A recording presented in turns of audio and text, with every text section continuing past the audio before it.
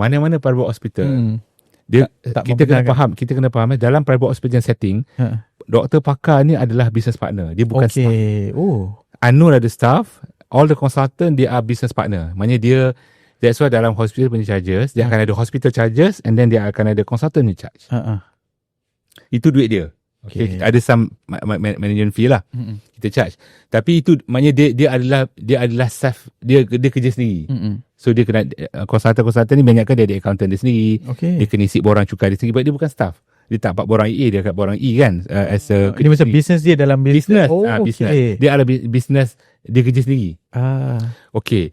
Jadi dan biasanya dalam banyak private hospital akan selalu akan ada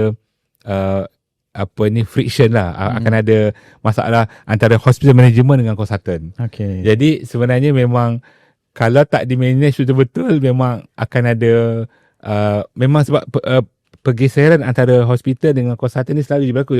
Konsultan nak macam-macam, hospital akan lawan balik, macam-macam isu lah. Ini tak ada kena-kena isu rumah tangga tu tak ada. So benda tu secara umum. Macam saya di Pusat dulu kan, to manage the consultant is really a challenge kan. So bila itu cabaran saya lah. Bila saya di An-Nur, isteri pun kat situ kan, so saya kena minimize the friction tu lah. Tapi saya dapati ini pandangan saya tengok doktor pakar di An-Nur adalah mereka sangat Islami. Betul, mereka ni senang saya nak bincang. Mereka orang yang sangat bertimbang rasa, terbuka dan apa ni, memang bertimbang rasa lah. And dia tahu kalau kita tak boleh, so saya tak ada duit, tak apa, dia give alternatif.